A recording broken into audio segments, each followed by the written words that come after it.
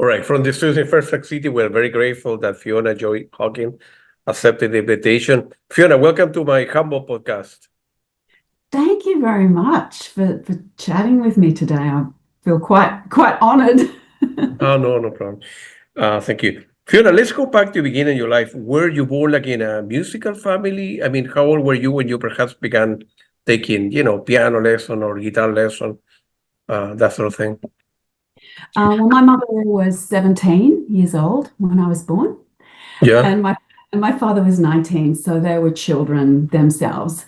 And my father was very, very musical, and my mother was quite creative. So I would have to say I was born into a creative family, but they yeah. weren't. My dad was not working as a musician. He was actually a professional soccer player. Oh, So really? yeah. So was my grandfather who played for Australia. So I came from quite an athletic family, and my mother was determined, because I was very athletic, was Yeah. determined that I would not go down that pathway because she said it was a dead end. I could play that piano. I fell in love with it. All I wanted to do was learn the piano, and originally I taught myself to play Furlise. My mum showed me, where all the notes were on the staff and stave, and this note equals this note on the manuscript, and I taught myself to play Furlise. It was like a jigsaw puzzle to work it out. And my parents thought, well, we have to find the money because they're so young. We have to find the money. We have to get her some piano lessons.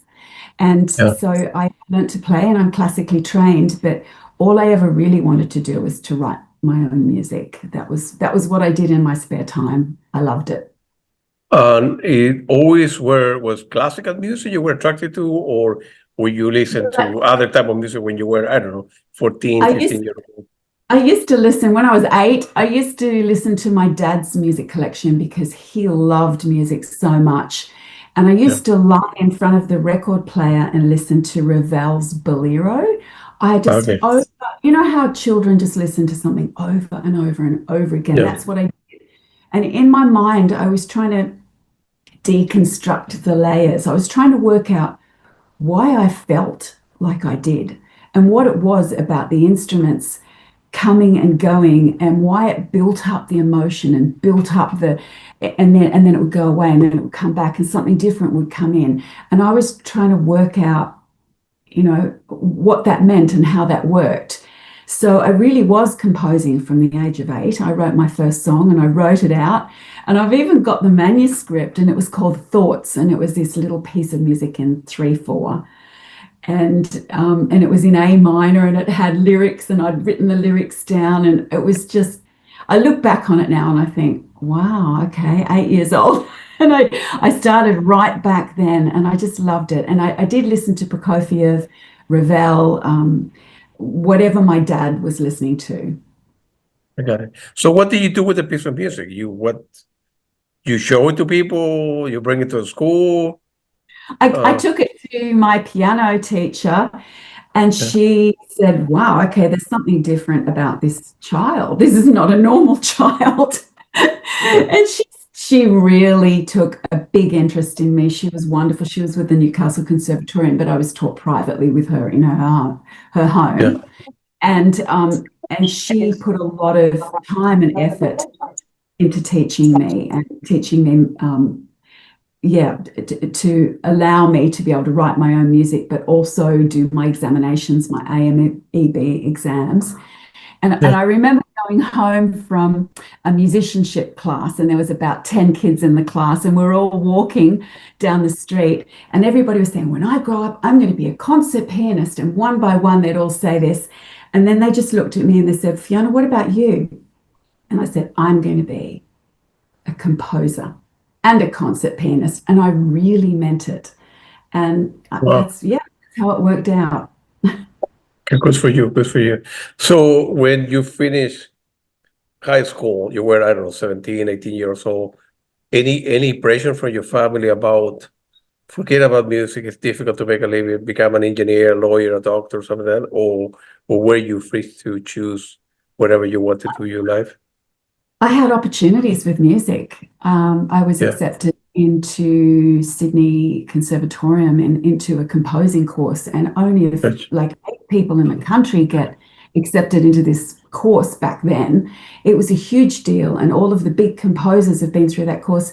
And one of my girlfriends called me and said, Fiona, we're all going nursing, and we're going to meet doctors and we're going to marry doctors and we're going to go out to the pub every Friday night. And guess what I did? I went nursing. Really? My parents were devastated, but in a way, I guess I didn't learn to write music like everybody else because, I had my own defining style. So I got to go my own direction. But what it meant was that I didn't really follow a musical career until a little bit later on. I didn't go into the recording studio for the first time till I was 38 years old. So it really put my career back because I ended up I had children. I always wrote music and loved music, but it was kind of like a spare time thing because I had another life.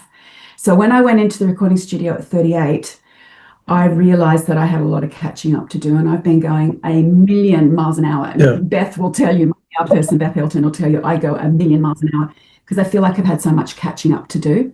I believe that I was given a gift, put here for a reason, and I waited a long time to get to it. Yeah. Create and leave a legacy. I don't care about money and fame. I want to create and leave a legacy. The only thing I believe that I really have to leave behind, apart from my children, obviously that's important, but I believe I have my music, and I want to leave that something behind that gives some sort of pleasure and makes a difference in somebody's life. I want to leave that behind. Good for you. That's a very way to put it. Great way to put it. If you have gone to, the university and accepted that scholarship and have gone to your musical path when you were 18, you haven't got married, obviously your life would be very different, I assume, right? And of course, it's important to get married and have children. Of course, that's important. But you think, you go back in your life and think, why did I do, why make that decision, and so forth, or is in the past, or you don't look back and reflect on the stuff? Because I love where I am right now. Got it. I love what I do. I love the freedom of what I can do right now. I might not be, Ludovico Einaudi or as famous as some of those people because I haven't had those opportunities. I love what I do. I love the freedom. I can choose what I do. I can choose the music I write. Nobody's telling me anything. I own my own career. I'm an independent artist. And everything that's gone before has led me to this point. So, and all of that life experience of being married and having children is what's given me the stories, the highs and the lows, and something with a little bit of maturity to write about. So I have to say, the journey has led me to now, and I'm happy now. So I don't ever have any regrets. Right, good for you. Some years ago, your first album, Portrait of a Waterfall, charted at #1, and the New Age report at the time. What memory do you have for that? Well, that album was, I wrote some of those songs when I was much younger. I think there was a piece on there that I wrote when I was 12 years old. There was another piece I wrote when I was 14 years old. So it was everything that I had written up to that point. And I was a little bit scared because I thought, okay, now the pressure's on. What am I going to do? How do I move forward? Everything's new. I've suddenly got to switch into this being a composer mode and writing all new material. So that album was easy. It was all just there. I just had to record it. And I had to learn a lot because I'd never been in a recording studio before. But for me, each album I learned so much more. Like my second album, Angel Above My Piano, I had a quartet. So then I got to work because the first album was all MIDI. Yes, and right. The second album I got to work with a quartet because I just lived in a country town. I didn't have opportunities to have orchestras and whatever. So, but the fourth album, which was Blue Dream, was with Will Ackerman, and that was a huge aha moment, where I got to fly over to the US and I got to record with Will Ackerman on a concert piano, like a grand piano. Sure. in a big studio working with other musicians, and that was probably my big opportunity to move into a bigger musical world. I got it. Yeah. Well, unbelievable story. It's amazing that so when you say that for the first album, you kept it, you never recorded it, right? You never went to a recording studio, but where you store the music? I mean, you did use go like to a a tape recording. on a hard drive in Yeah. a computer? Or? Yeah, I went to a recording studio. I had an ABC, a guy that worked with the ABC as a producer, and he had his own recording studio at home. Oh, So even though it was on MIDI, I had to record it onto a keyboard, and I sat with him and we orchestrated it together, but using MIDI orchestral sounds. So I was very much in a studio working with a producer, working musically, recording all of the parts, but it was done with synthesizer, with MIDI.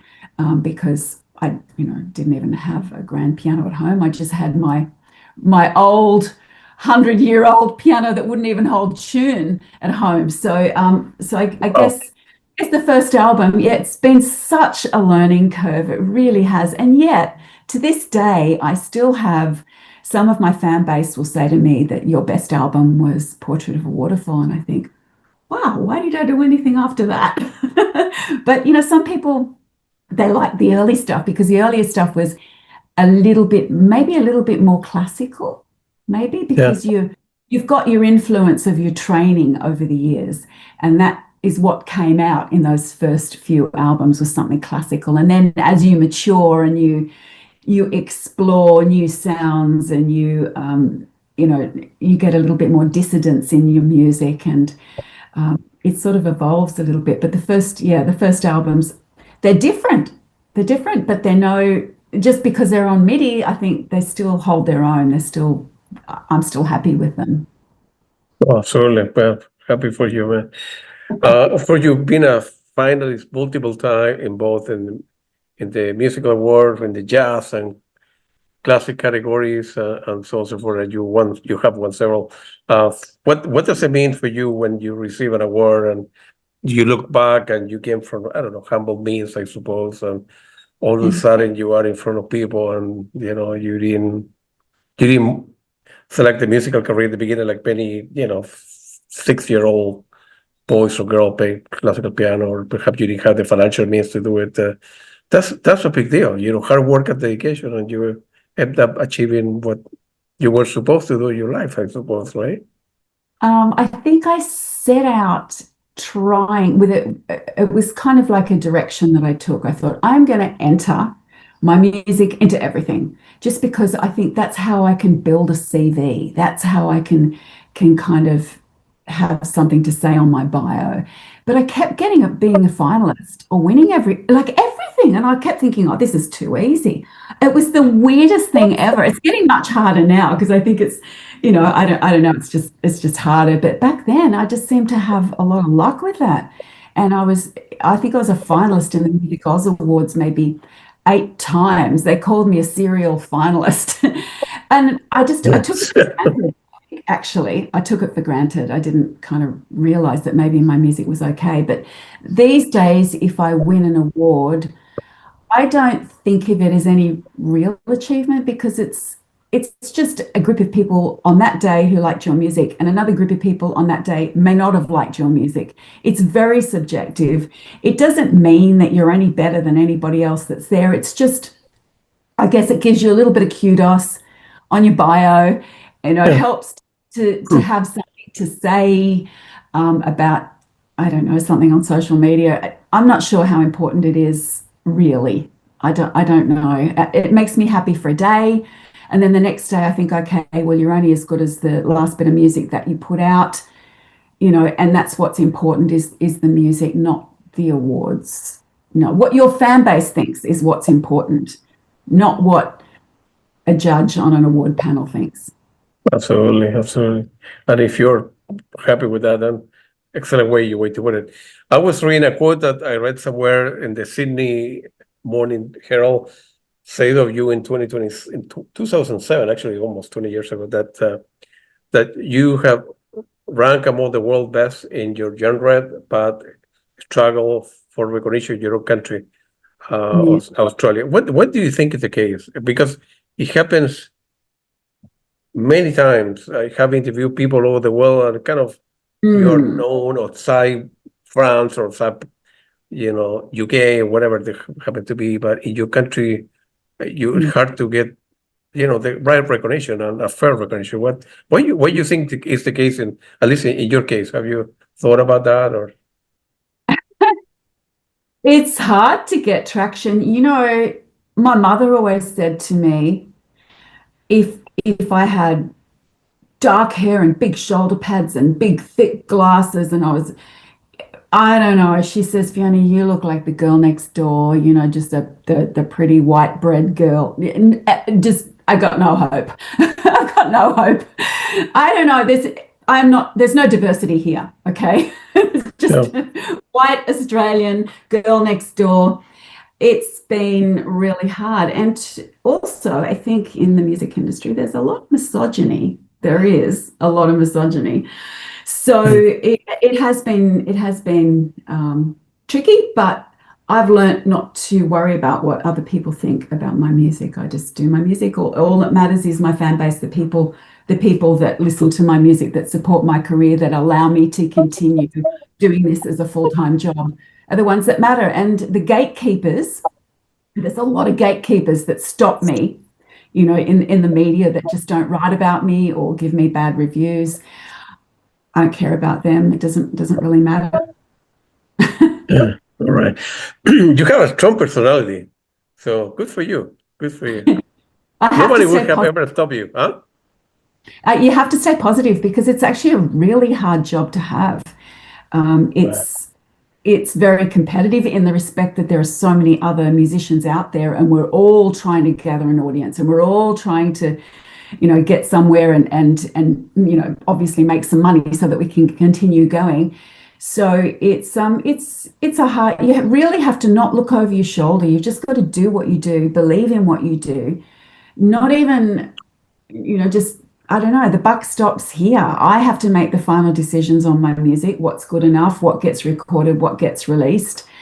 And you just have to believe in what you do. Otherwise, you become bitter and twisted in this industry. It's very hard, with Spotify paying us 0.0034 cents and being so hard to make an income. You just have to believe that what you do has a different value. How difficult in general terms, at a high level? I don't need to know how much you make. It's not my business. Is it still very hard to make a living as a musician in your case? Well, I make a little bit less than my son, who sells motorbikes in Newcastle for BMW. And I work so hard, and I've done a lifetime of training. That's the reality, is that, the kids these days making good money. They're making good money, and I don't quite make that good money, but I make an income and I can support myself. Right. Because you say that Spotify, you need to have like 1 million hits to get a check for $10 to get a cup of coffee. But Bandcamp is different, right? I don't know if your music is Bandcamp or not, but at least you get 90 cents of the dollar, right? Yeah, it's like a shotgun approach. So you've got money coming in from all these little places. You've got royalties here, royalties from there, royalties from somewhere else. You've got Spotify, you've got Tidal, you've got Apple, you've got all of the streaming platforms, and you've got like your direct sales, your website sales, your sheet music, your merchandise. It's lots and lots of little bits of money that come in that make an income. You have to pay attention to all of them, and all of these income streams require a lot of maintenance and a lot of work. And look, you work. There are weeks where I work 7 days a week. My God, man, you're business savvy. That's pretty good. That's pretty good. Of course. And I love the challenge. It's so hard, but I love the business challenge. I think you have to be a business person to succeed in the music industry. It's a shame, because I know a lot of brilliant musicians who are terrible business people, and their brilliant music will get nowhere. It will get nowhere. And there are also a lot of brilliant business people with very ordinary music, and that very ordinary music rises to the top. So I guess the ideal would be to have good music and be a good business person. I can't make any judgment on that, but I do enjoy the business side of it. So hopefully, that's your life. That is a career. You need to be on top of it stuff, from giving interview, from calling people to, collecting money and sending emails and social all media, of it, which is right? which social media, which is a necessary evil. Of course, you need to do it, but But you also have to have a good team around you. I've got Beth Hilton from the B Company as my PR person. I have somebody that comes into the office here one day a week and helps me with, there's a lot of computer work. She helps me with that. So you have to, and I have a great producer. All the people that I work with, I love, and they're talented and they help me and they're brilliant. And I couldn't do it without that support structure around me, because I live in a little village 4 hours north of Sydney. It's 1,000 people here. And I was just saying to you before, at 8:30 at night, it's silent. There's no noise. Maybe the odd dog barks. It's such a quiet place. You can easily feel disconnected, like you're not because you're here by yourself. So you have to have amazing people that you work with, and to continue that connection, to feel like you're a part of the music industry. Good for you. What do you think in general terms, the role, according to you, the role of music in general in our society? We live in crazy times, and this country invade another, and that, and politics involved in the middle, people dying all over the world. I know.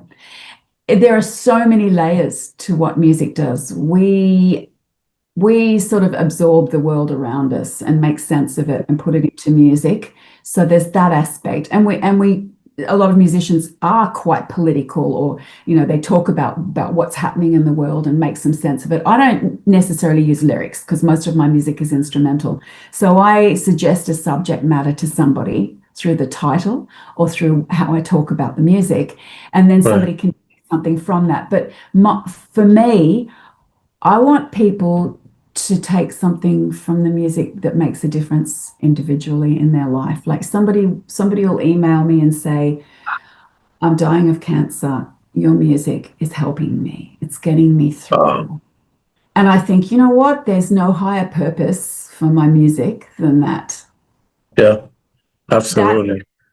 And if somebody says, oh, it's all too much, I've got mental health problems, but I put your music on and I relax, and it helps me. No higher purpose than that. That's making a difference in the world today. So music does have some importance, and it is powerful, I believe. Of course, I have to believe that's what I do. Yeah, of course, absolutely. In 2009, you won the Album of the Year, Best Contemporary Instrumental Album. And that's a big deal as well. Although you say before that, it's a group of people deciding, what is better or not. And you can be hot one day, and then next week, or next year, everybody forget about you. But it's still important, I think, right? So you become the flavor of the month, and you just win everything. That's right. and then all of a sudden, you kind of don't win so much, so you just stop it. I stopped entering things for a lot of years. I've only just started again now, and I think I was a finalist for the IAMA Awards a couple of weeks ago, and I still I'm still a serial finalist. Seriously, you gotta trademark the line, actually. When I enter them, I'm a serial finalist or whatever. It's funny, but I don't often win. I often am a finalist, but I don't necessarily win. In fact, to be a finalist for Music Oz, it was 8 or 9 times, and there's only 5 finalists. It was like, okay, 8 or how many times am I going to be a finalist before I win one? Yeah. And I was a finalist for the ARIAs, but I think the one that you mentioned, that to me did mean a lot. Because anything that's radio voted it's not somebody's personal opinion. It's a radio station, so they're getting feedback from their listeners, and they're playing your music, and they're not influenced by trends or fashions, or whether you're male or female or where you're from. They're just playing your music, appreciating it, loving it. Their listeners are saying, play more of that. So to me, that means a lot when you get a radio voted award. I got you. Looking back in your life, anyone that you wish you have had the opportunity to play with, or I mean, everybody will say Bach or Schubert or Chopin. No, but I'm talking about the people in the last, I don't know, 30, 40 years, I think I've got to work with the main person that I always wanted to work with. That was Will Ackerman. That was my dream, because I grew up listening to George Winston, and I would have loved to have been able to play or tour with George Winston, but nobody ever did. He always, toured solo, but he was very, very good to me, and he always one time I played a concert, and he was there the night before me, and he left a big pile of CDs for me signed, and so he was so good to me and so encouraging. But the person I wanted to work with was Will Ackerman because of Wind and Hell. I just admired that. A little girl growing up in a coal mining town in Cessnock in New South Wales with very, very young teenage parents. I loved that. I'd listened to that music, and I ended up living in San Francisco, listening to George Winston. When I was 19, I moved there. My husband had a job there. And all I wanted to do was work with Will Ackerman. And I remember writing to him, and I heard nothing back. I said, here's my music. And I read somewhere he said that there were 3 million George Winston wannabes in the world. And I thought, okay, that's why he hasn't answered me back, because I'm just another George Winston wannabe. That makes sense. He's never going to answer me. And then when my first album was #1 on the Zone Music Reporter, that was Portrait of a Waterfall, I got an email from Will Ackerman. And he said, because it was a MIDI-based recording, and he said, I think you better come over to my studio and record on a piano. So it was like, wow, it's like the world, my prayers were answered. So that was the main person I wanted to work with. And I got. When was the last time you were in touch with Mr. Ackerman? I mean, you went to Vermont. This morning. Really? All right. Good for you. I mean, I'll go for months and months and I won't talk to Will. But then I'll email him and say, Will, catch up from Australia. This is what I'm doing. My son's getting married. Here's a photo of my son. This is what, because Bass, my husband, and Will are very good friends. Bass is doing whatever, and then we'll have a little chit chat backwards and forwards. So we just started a little chit chat this week and backwards and forwards, and then I'll go for another couple of months and we won't talk at all. But I did actually hear from him, and he's doing well. Yeah, good for you. I need to send him an email, and I would like to visit him in his studio. I think he's in Vermont or something like that. He's a very nice person, and George Winston. I met him a couple of times. I saw him several times. He was one of the nicest guys in music. He was a very nice guy, and very, very humble guy. Very encouraging to me. But Will's just a musical genius as a musician, just a very intuitive musician. But as a producer, he knows that he'll listen to a couple of takes, and it's the one that gets him here. It's like the magic take might have some fragility. You may have even hesitated. You may have made what you thought was a mistake, but you were so emotionally connected to the music, and that's what he's reading. He listens for, that magic moment in the music. So, gotcha. In 2016, your album Signature Synchronicity received the Independent Music Award for the Best New Age Song for Calling Earth. What memory do you have from that period? Oh, wow. That was great. That album I really enjoyed that. That was so different because that was the first album that I sang solo and wrote lyrics and actually became a singer, not just doing vocal layers in my music. And also it was it was a great time because I did a solo version of that album because I wanted it to stand alone solo and then have the studio version with all the instrumentation. So I did another version called Signature Solo, which won, I think, the year after. And I recorded that with Cookie Marenko, who is another person that I always wanted to work with. She's an incredible producer. Yeah. So, so that was a great time. I remember going to the awards and feeling, it was another radio voted award, and I won that one. So, and I believe that Ludovico Einaudi won his category the same year. So I didn't get to meet him because he didn't go to the awards, but I felt pretty, I was pretty happy. Oh, of course. Good for you. I mean, you have done a lot of great work. So, of course, in 2017, you created like a new group, new age group called Flow, and I think you have the poster or the ad behind the scene, right? Poster. Of course, I can see it. I'm standing there looking up, and the others are like in the photo. What are you doing, Fiona? Where are you looking? What are you? So that ended up being our poster shot because it was just one of those accidental moments that it was just such a great poster. And we played Carnegie Hall a couple of times. We did 2 albums. I don't know why we stopped. I think it's very hard because 2 of the members, we had Lawrence Blatt and Jeff Oster, who lived in San Francisco, Will Ackerman, who lived in Vermont, and me living in Australia. It's very hard to get together. Plus we had, Tom Eaton, our producer engineer.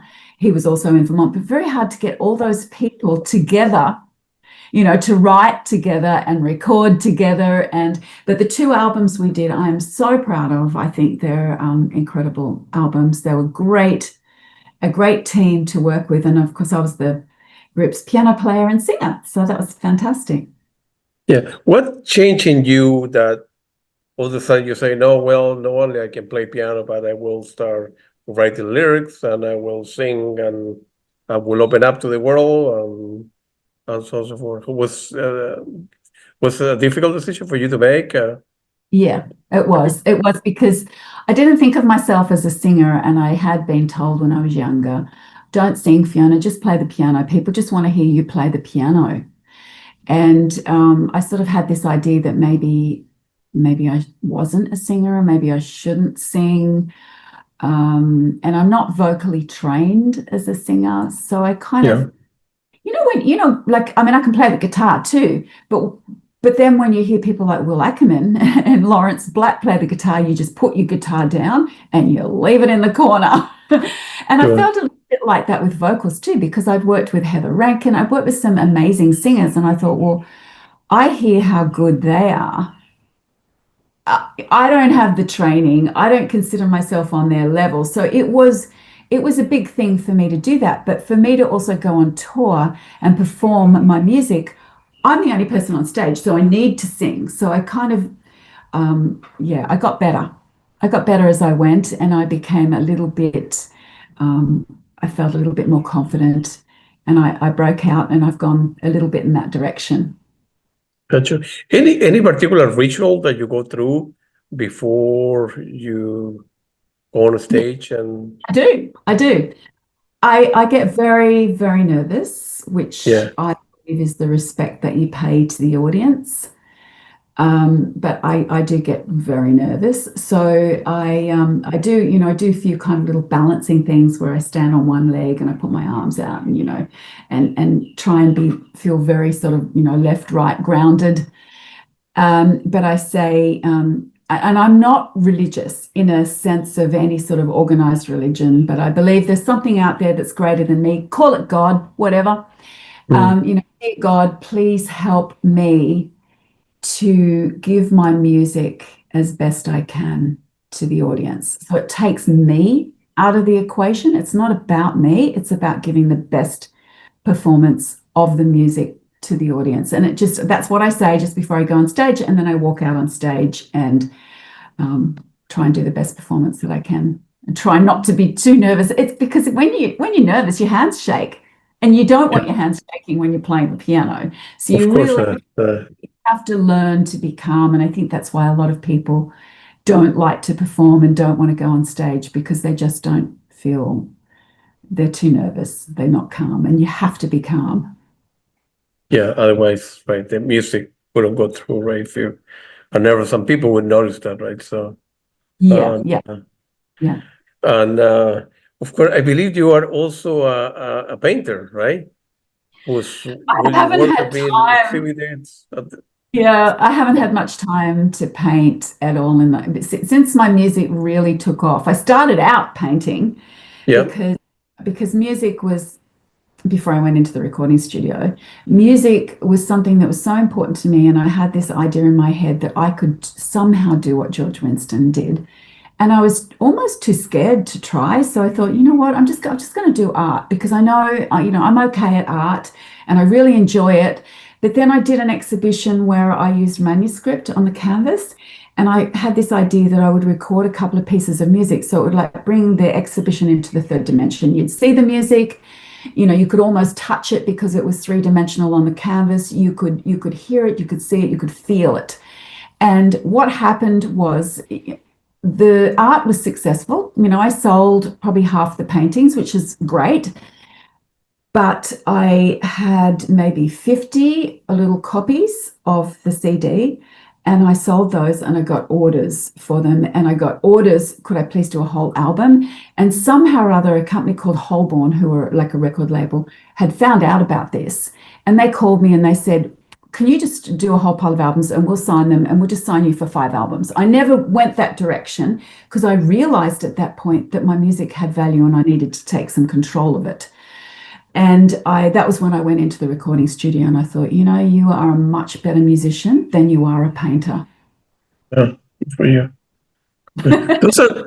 Those are difficult decisions to make. I mean, A scary decision, a very scary decision, because if I failed at the yeah, music, exactly right. Yeah, I lost every belief that I had in myself. And that belief, whatever it was in here, even though I did nothing with it, it was intact. yeah, I was playing the A-Grade movie in my head. I was George Winston, But if I actually went into the recording studio and did that and failed, I was nothing.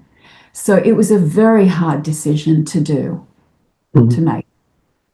Are you, in general, all decision you make it together with your kids, your husband, or you kind of all on your own? I mean, right, you take advice for, Johnny, Peter, and Mary, but at the end, you are the one pulling the trigger, right? Yeah, You are the one that need to make a decision tomorrow, make a phone call at 9 o'clock in the morning, whatever, or send an yeah. With my email to the music, person. I make all the decisions with my music and with my music business. I make all the decisions. With the rest of my life, my husband and I are very good at sitting down at the end of the day and having a glass of wine and talking about everything. So everything's mutual. We have moments where I'm the boss, moments where he's the boss. It's a very equal relationship. So all the decisions are shared. But with my business, I don't feel the need to ask anybody or discuss with everybody. Sometimes I feel a little bit isolated because of that, because I am very controlling of my music career and my business. Yeah. I have to be, because it's just, you won't get anywhere if you're not, and you're going to make decisions like this.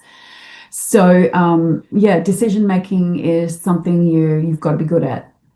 You're going to make quick, fast, efficient decisions, but you also have to know when you've made a wrong decision, and you can't have a big ego that makes you have to make that right. You have to be able to go, okay, whoops, wrong direction, wrong decision, quick, back this way or back this way. You have to be able to roll with the punches. You've got to be able to change your direction, and you do have to be able to take advice from other people, because sometimes you get things wrong. You have to make mistakes to learn from. You mentioned the ego, which is very important. The ego always get in the way. It's hard to control. How you stay neutral, normal. Taking the highs and the lows. In this industry, you do have to have an ego, because you've got to really believe that your music has some value. That takes ego. But the artist temperament is very much like this. Yes, my music's worthy, it's worthy. And then it's like this. Oh, my music's terrible. It's how am I going to do this? I'm not good enough. I've got to go on stage. It's very much like this. And that's the artistic temperament. But Yeah. you do have to have behind all of that enough of an ego that just allows you to believe in yourself. Otherwise, this industry will chew you up, spit you out, and you'll be jaded. I know exactly, man. Your latest album, When Shells Talk, feel free to talk about how the idea came together before this. I listened to that album, I don't know, like 6 times or 7 times the last 3 days, and it's very good. It's like for me, it's like a cake with a lot of different layers. And I have listened to your album in the morning, the afternoon, and the evening. Yeah. And then every time I kind of discovered little details. I'm an engineer. That's my day job. So my mind is always questioning and wondering and trying to analyze stuff, right? So, Yeah, uh, yeah. but it's very I good try album actually. So, Yeah, I try and analyze things too. I'm very much I want to know all the layers and how things work. And that comes back to my music as well, like what I was saying about listening to Bolero and trying to deconstruct the music. yeah, Um, but yeah, and it's such a difference working solo because the last album I did was solo piano. That's so different to doing a studio album where you've got layers of instruments. Such a different way to work, and I love working both ways. But yeah, it's oh, that's my dog. My dog's just coming in to say hello. that's okay. Yeah, yeah. So very different ways to work in this industry. You know, whether you're doing a live album, whether you're doing a solo, whether you're doing an instrumental or a vocal album, and I'm still learning all the time. I never stop learning. I'm always trying to find something new, discover something new, both in the business side and musically as well, to Yeah. keep learning. And what was the main motivation to putting that album together? Because I think it's different to the one that you have done before. I haven't listened to everything you have done, but I have listened to a lot of stuff you have done, and the album is different. Yeah, the I last never one. compare things, but it's Yeah, very good and it's different to the other one. So, what was yeah, the main motivation for you to go into that direction? yeah. When So the, Shadows Talk, I wrote that last year. I would sit down at the piano and I just write music. I just can't not write music. But I yeah. kind of COVID really had quite a profound effect, I believe, on musicians. Certainly Oh on, yeah. on certainly on me. And I do if I don't see any beauty in the world, and there's not a lot at the moment, I can't write because I'm kind of looking at things and absorbing things, and it's very hard to write about some of the stuff that's going down out there, and you can't help but take that on board in your life. You know, you almost got to stay away from the news. So I decided that I needed to write an album. I wanted to write a solo album, and I need subject matter to write about. I can't just be in la la land and write music. You know, I have to have something that touches me, a story. I'm a storyteller. So I decided to lock myself up for 6 weeks. My husband was overseas working for 6 whole weeks. And I thought, you got 6 weeks, Fiona, you're going to write an album. I didn't go anywhere. I just went to the supermarket once a week. That was it. And I listened to the news. I got out the photo albums. I bought wine. I drank wine. I cried tears. And I absorbed what was on the news happening in the world. Yeah. Was in my photo albums from the lived experiences in my own life, and what was in the space around me. I became much more in touch with the actual space around me. And I wrote an album in 6 weeks, and it's interesting, the subject matter. And it's quite different, this last album, and I've been getting probably the best reviews of my career, and I was worried it would be oversimplistic. But it's very meaningful to me, because to lock yourself up, the one thing that I did learn is that is not a healthy thing to do. To lock yourself away for 6 weeks and write an album, not healthy. You find the edge, you just do. But then you write about that. That's a piece of music. So Yeah. the last album, I'm very proud of it, because it was it was a brave and hard thing to do, to really go dig that deep to find the music. But I'm very happy with the music. I had a local producer. I ended up recording on my own piano at home. I don't have a recording studio, so we had to work around council trucks, helicopters, whippersnippers, dogs barking. It was a bit of a trial. And we also broke 3 piano strings on the first day of recording as well. Yeah. So that was tricky. So everything went wrong with that album, but we had such a commitment with the team, with the engineer. The piano tuner moved into my house for 3 days because we'd broken the string. So everybody was gunning for me. Peter Stevenson, my producer, everybody wanted to make that album work, and we did it. I'm so happy with the result because I put my heart and soul into it. So Yeah, I read somewhere that there were a lot of issues and conflicts to put an album together, but finally you came through it. So I can laugh about them now. Like the power goes off for 2 hours. Everything went wrong. And I laugh about it now. At the time, I was extremely stressed. At the end of the first day, I actually hit the wall. They ended up giving me a sleeping tablet and sending me to bed. It's like, Fiona, just go and have a sleep. This is not working. And we all had to take an extra day out of our lives and schedule an extra day because of all the things that had gone wrong. But we got the album, and I had one of those big days where we did like 13 hours, and I just recorded everything on one day because so many things had gone wrong. So it worked, and I'm really proud of the team that helped me. Absolutely. Nowadays, for you at your level, is it still hard or difficult to get a record deal or find a record label that will put your music out there? I don't try. Easier or not? I do it myself. I've got my own label. And I do it myself. Sure, I could get a record label to release it, absolutely, but they don't care about my music as much as I do, and they don't necessarily do as good a job putting it out as what I do. I've got 7 albums with Blue Coast Records. Cookie does an amazing job, and I love doing that, but I don't own those albums. When you sign it up with a record label, you don't own it. That's right. So I own it through my own label, and this last album I actually released it through Snafu Records as the distributor.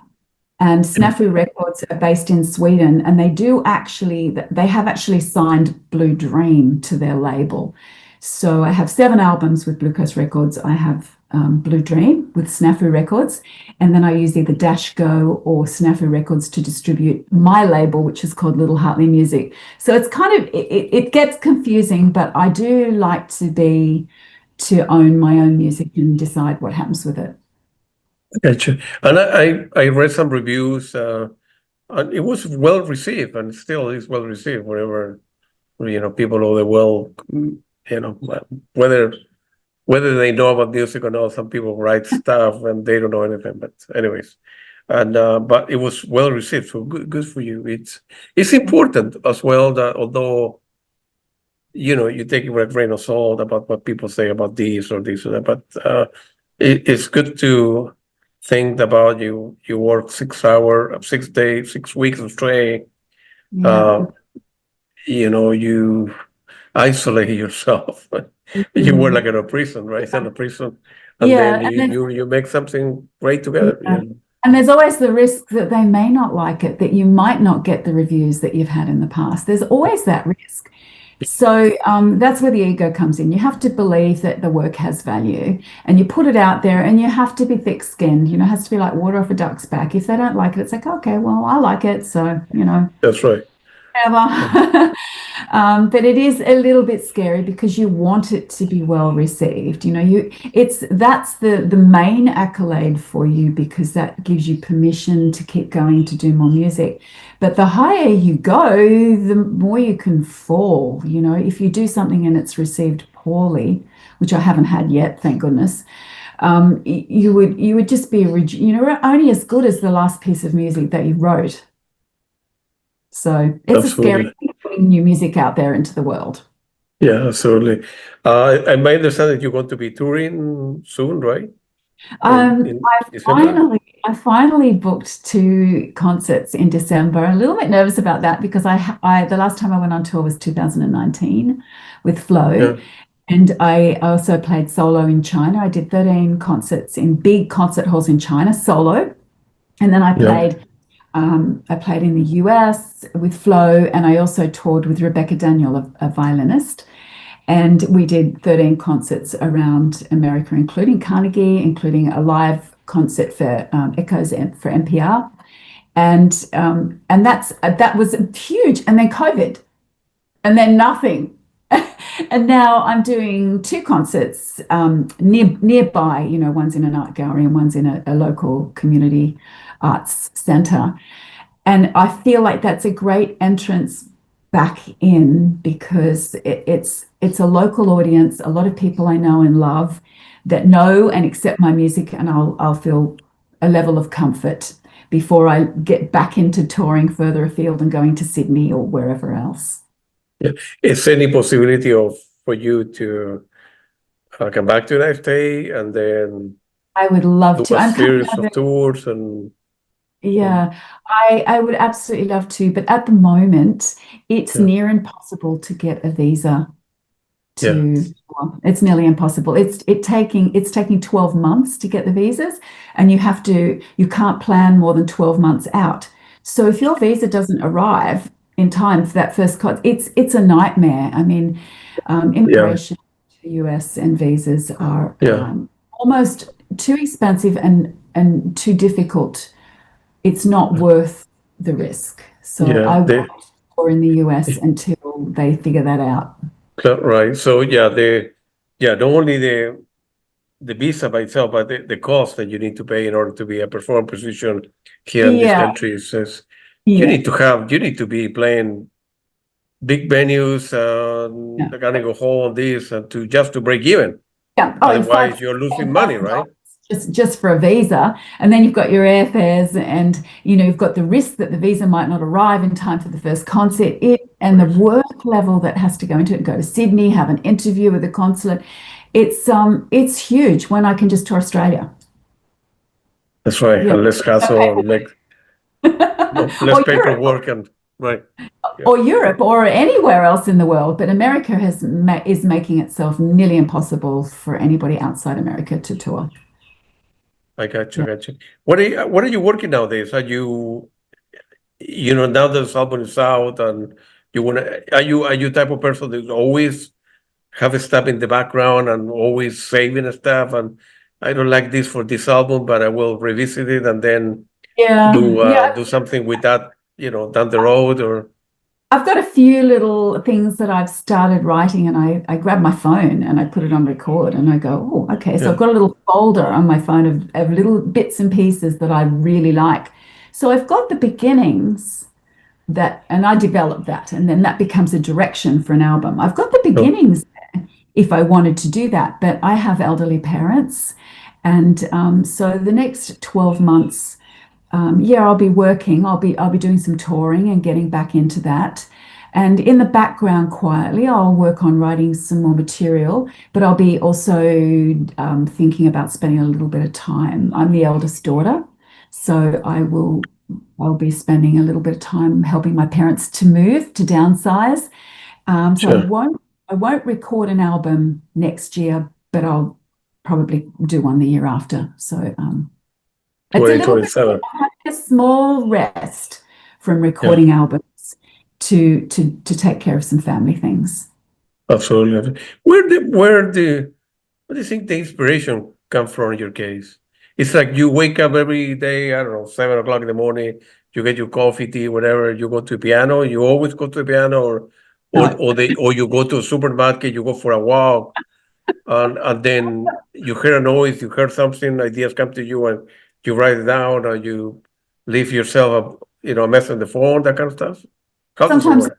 a thought comes to me, and it might Yeah, be a little rhythm, it might be a little memory, it might be a yeah, story that I want to tell. yeah, And then run to the piano and I'll work on that. And I only spend maybe 5 or 10 minutes on it. And then I get up and I go and have a cup of coffee. And then I think about it and I go round and round in circles. And I might go for a walk. I might pat the dog. And then I go back to the piano and I go backwards and forwards all day. and I try and record any new things or new developments. And then I get rid of the earlier ones and I put it in a folder so that I've got what I'm working from, so that I'm developing new material. And sometimes the inspiration could come from anywhere. It could come from just something that I'm singing in my head, a story, something I've heard.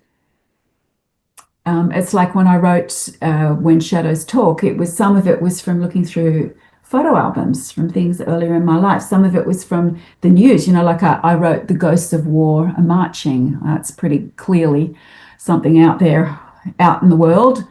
And then The Angel's Message was from the space that I was in.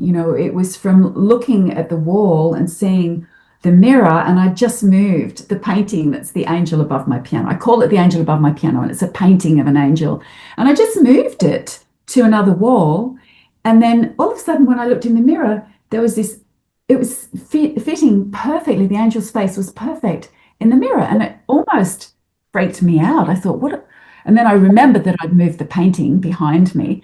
So that was what that piece of music was about. It was actually the space that I was in. In the Deep was about that emotional trauma that you suffer by locking yourself up for 6 weeks, like mental health issues of trying to write an album in 6 weeks in solitude. So all of the pieces of music, like the brown bird was because a bird hit the glass behind my head and broke its neck. And I raced outside and I picked up this beautiful bird, and the feathers were so lovely. It was a native brown pigeon. And as I held it, it just kind of died. It was really sad. And so I wrote that piece of music because of that moment, the space around me. So inspiration can come from anywhere, but it has to come from somewhere, because I've got to have something to write about. Okay, I understand. Feel free to mention where the listener, viewer of this podcast can buy your music. Can somebody want to get of you? Yeah. Yep. Wherever they listen to music, they'll find me on YouTube. I've got my own YouTube channel, and I've got a lot of YouTube videos because I love making and editing videos. I really enjoy that. They'll find me everywhere, Spotify. With Google these days, you've just got to put in Fiona Joy Hawkins and it will all come up. But I do have a website, fionajoy.com. Yeah. So, people can buy there to the website and buy your music directly, and the Bandcamp. And Bandcamp. Yeah, just put Fiona Joy Hawkins in Bandcamp.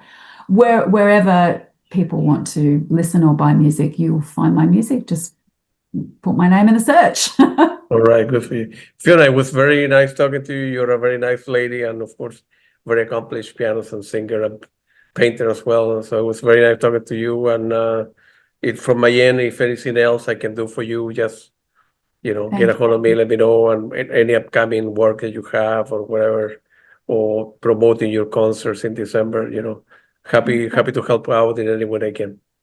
Thanks, Claudia. I really appreciate it. I feel like we're kindred spirits. Absolutely. It was very nice talking to you. Have a good, what early in the morning for you? That's 11 o'clock or something. It's 11 o'clock, so I'll probably just go and get a coffee after this and go to the piano and start practicing for my concerts. Okay, it was very nice talking to you. Good luck to you. Thank you. Thank you.